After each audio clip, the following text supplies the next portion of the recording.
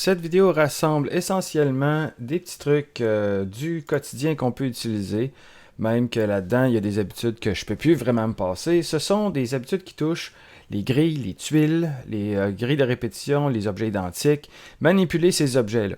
Il va y avoir quand même pas mal de petites astuces, donc je vous invite à aller sur Microsoft Stream pour avoir l'horodatage, dans le fond, les liens qui vous amènent directement au bon endroit dans la vidéo selon ce que vous cherchez.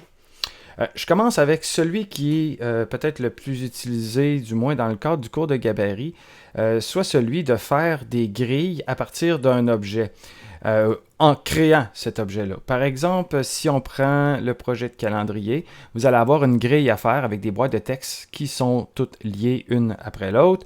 Donc, ils vont être chaînés. Ça évite naturellement de faire une seule boîte et d'ensuite multiplier les boîtes. Comme là, je le fais manuellement comme vous le feriez probablement. Ensuite, je viendrai cliquer sur le petit lien ici et là, je maintiens Alt pour être capable de faire les liens facilement. Et là, je vais avoir mes boîtes de texte qui sont chaînées.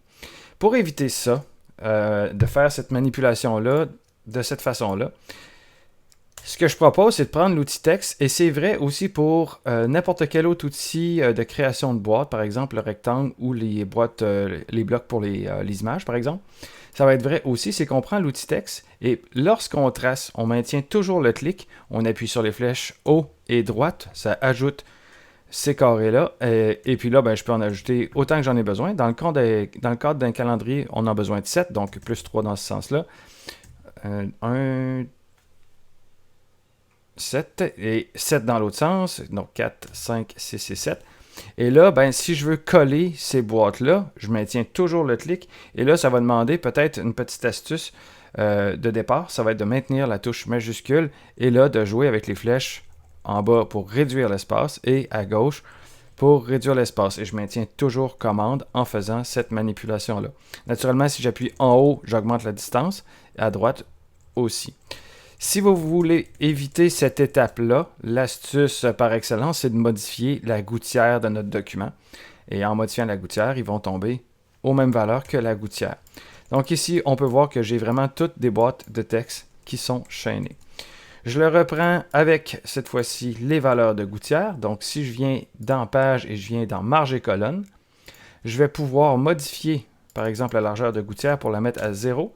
Et comme ça, quand je vais tracer la boîte de texte, je trace la boîte de texte et j'ajoute des tuiles. Et voilà que mes tuiles sont maintenant toutes collées une sur les autres.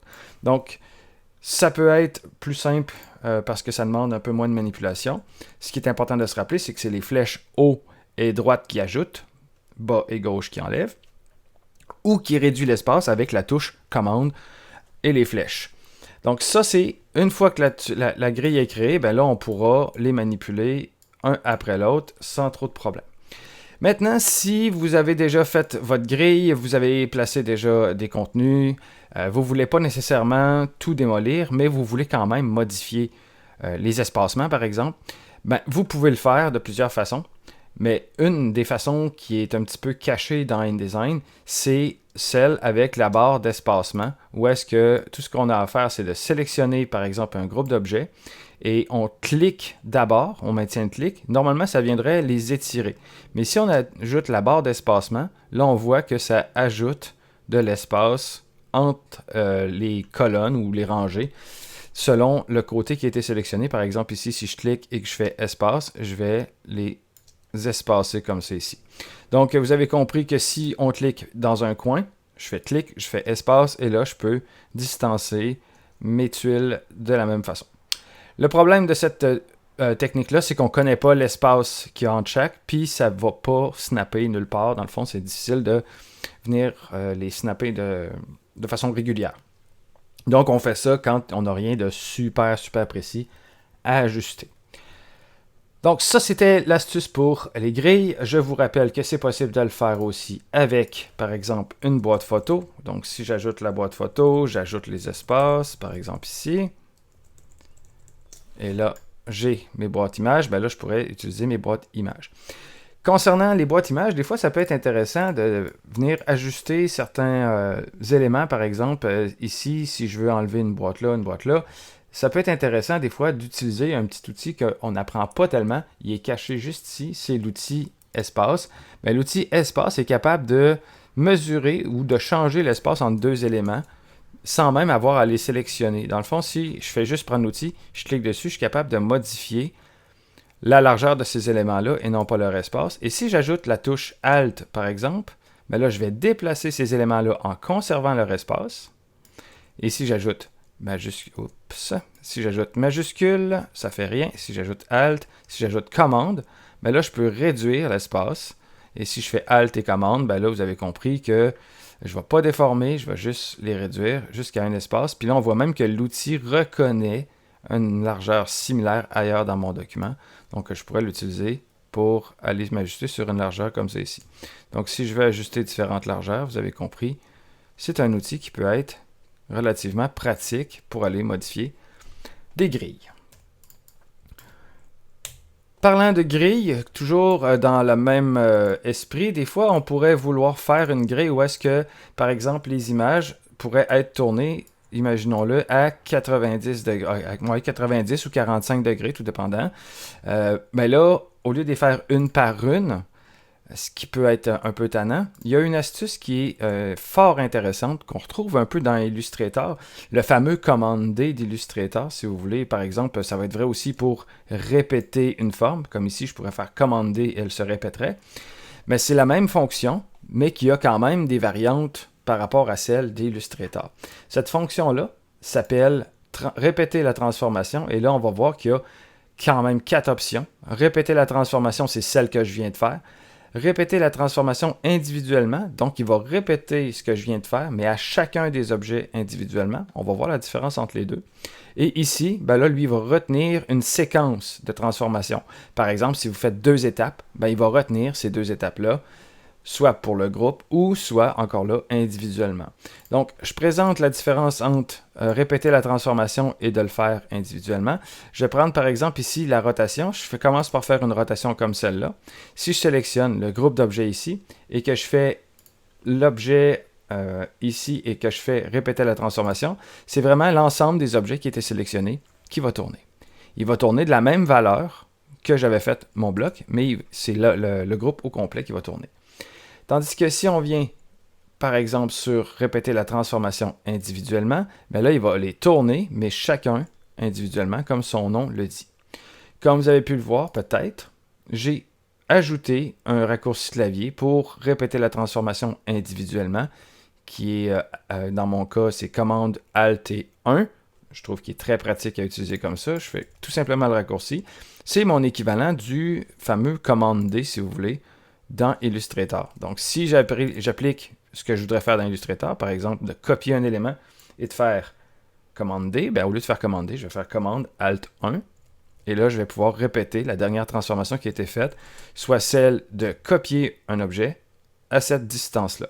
Donc, ça, c'est la dernière manipulation qui a été faite. Donc, ça, c'est pour répéter une transformation.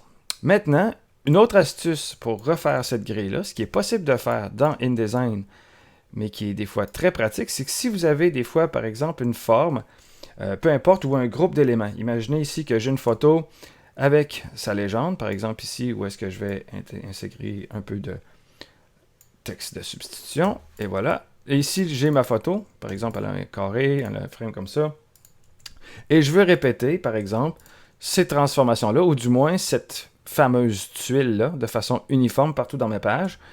Il y a 2 façons de le faire. Moi, la façon la plus... celle que je me sers le plus, c'est celle où je vais copier à la volée, dans le sens où est-ce que je ne sais pas exactement ce que ça va donner. Je veux faire un essai, par exemple. C'est dans le nombre de copies qui va rentrer au maximum, etc. Mais là, ce que je vais faire, c'est que je vais faire la touche Alt en premier. C'est important de le faire vraiment en premier. On va cliquer ensuite sur notre objet, on va commencer le déplacement. Et à cette étape-ci, là, on peut maintenant lâcher la touche Alt. Et là, vous voyez que la petite flèche double reste active. Et là, j'appuie sur les flèches, vous allez voir que si j'appuie sur la flèche de droite, il y a une espèce de rectangle en pointillé qui s'est ajouté. Et là, si je veux voir combien il en rentre, par exemple, jusqu'à cet espace-ci, ben, j'appuie 2 fois, 3 fois, et là, à 4 fois, on voit que ça se chevauche. Mais si je veux faire une grille, ben là, je peux descendre en bas, ici comme ça, et là, appuyer sur les flèches d'en haut, et là, je vois que ma grille s'ajoute comme ça. Et ce que je viens de faire, c'est de répéter, dans le fond, cet objet-là par rapport à ma grille, ou du moins les marges que j'avais. Et là, si je me rends compte, par exemple, que j'aime pas l'espace vertical, ben là, on se rappelle la première astuce, clic, espace, et là, je suis capable de modifier l'espace entre chacun des morceaux.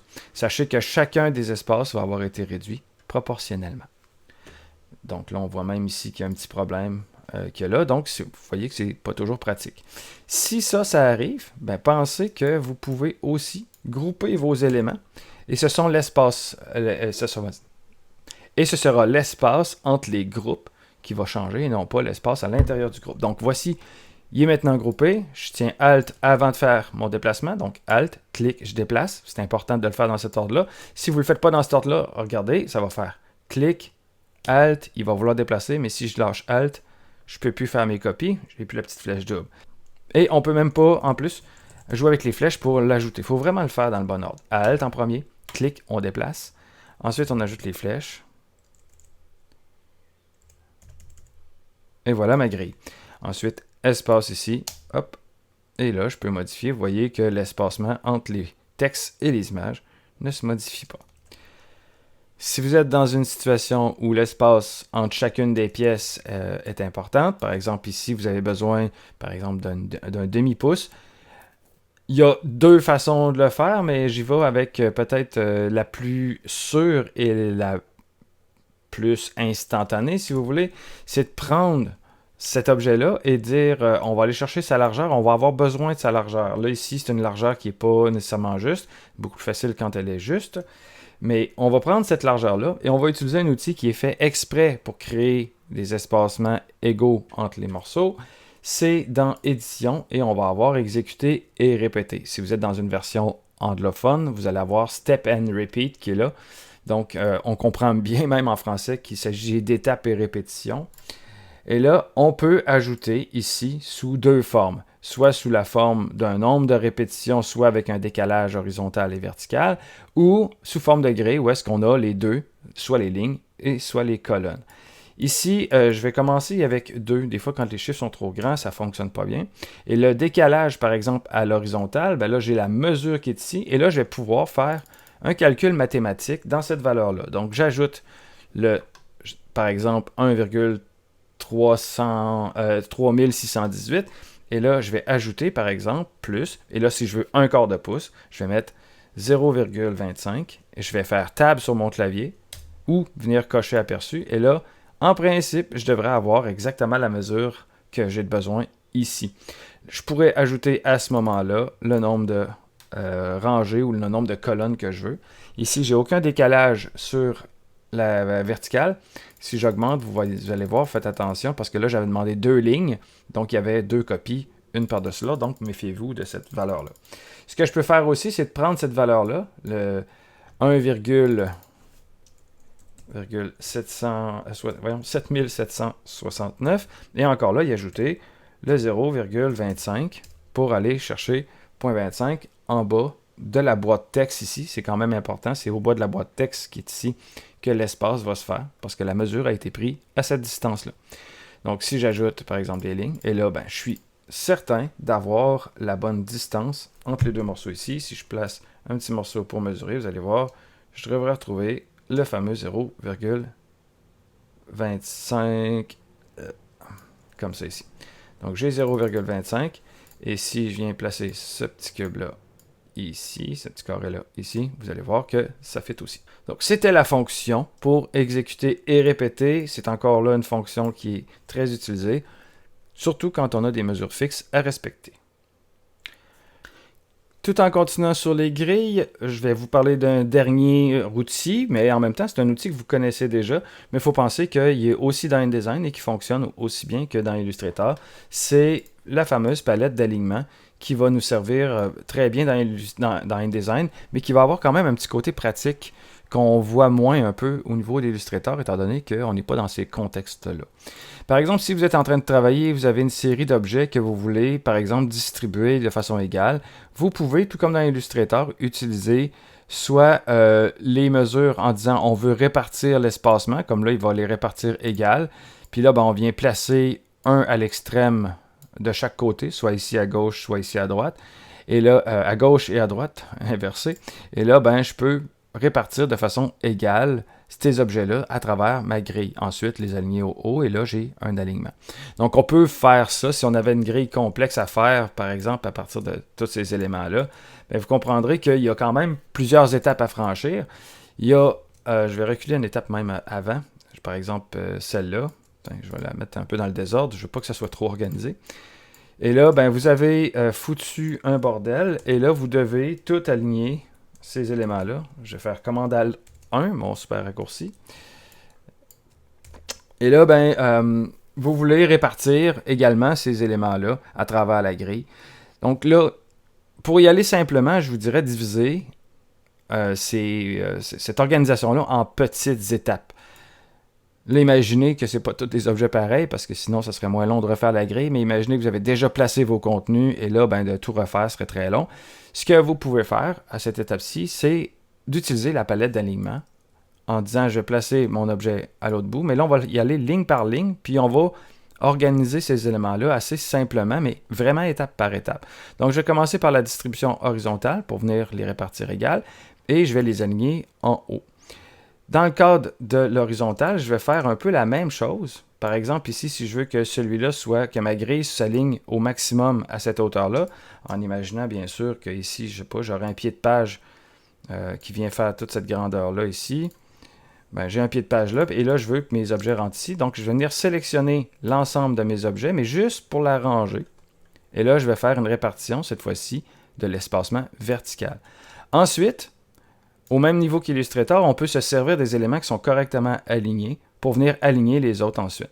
Donc, ici, la répartition à l'horizontale, ben, c'est assez simple de l'utiliser comme ça. Sinon, ben, on pourrait utiliser le dernier pour choisir que les derniers, venir sélectionner un objet clé, tout comme dans Illustrator, et venir appuyer à droite ces objets-là. Et on va faire la même chose pour la répartition. Dans le fond, on revient sur la répartition et on aligne au haut de celui-là, étant donné qu'il avait été organisé. Donc, si je répète un peu les étapes, c'est qu'on avait réparti à l'horizontale, on avait aligné en haut. Ensuite, on a fait la verticale.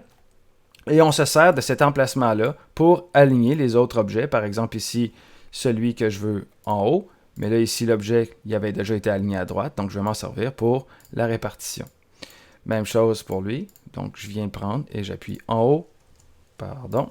Je viens appuyer en haut et je vais répartir étant donné que lui, vous voyez, si j'oublie de faire mon objet clé, ben là, je vais avoir un problème de répartition ici parce qu'il va y aller selon l'espacement de 0 pouce qui est entré ici.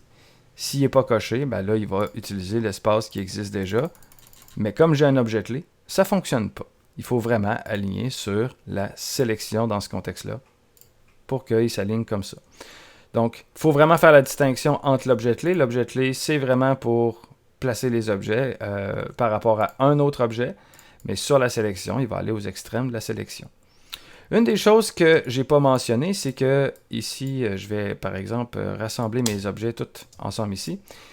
C'est que InDesign a quand même aussi d'autres valeurs au niveau de l'alignement. Par exemple, on peut aligner sur une sélection, un objet clé.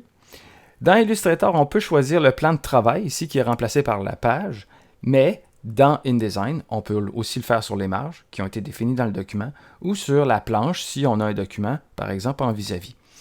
Donc ici, si je veux l'aligner par exemple entre les marges, ben, ça peut être quand même très pratique et ça va venir éviter d'avoir à faire l'étape où est-ce que je viens appuyer mon objet sur la marge. Je peux venir sélectionner ici et là, il va faire la répartition à l'intérieur des marges. Donc, ça peut être pratique, surtout si j'enlève un objet et que je veux continuer, pareil, à diviser ou à répartir les objets dans ces marges-là, où naturellement, vous l'avez vu, sur la page. comme ça. Malheureusement, il n'est pas possible de le faire sur le fond perdu. C'est une option qui manque, tant qu'à moi, mais bon, c'est un petit détail. Une autre chose que je n'ai pas mentionnée, tantôt, on avait besoin de répartir de façon égale les objets, par exemple à 1/4 de pouce. On aurait pu aussi utiliser la palette d'alignement en venant sélectionner l'objet clé. Par exemple, ici, je le sélectionne sur lui, et là, je peux ajouter le 0.25 pouces pour venir faire la répartition à 0.25 pouces. Même chose pour la verticale. Par contre, ici, ça, on va s'en servir quand les objets sont déjà créés. Sinon, on peut revenir à l'étape du exécuter répéter, comme on a fait tout à l'heure, ce qui est probablement plus rentable, surtout pour une grille qui n'existe pas encore. Si elle existe déjà, on va utiliser les palettes d'alignement. Si elle n'existe pas, on va utiliser soit la méthode avec Alt, clic, déplacer et les flèches, ou si on sait qu'on a besoin d'une mesure exacte, on va utiliser le menu Édition, Exécuter et répéter, ou le raccourci clavier, naturellement.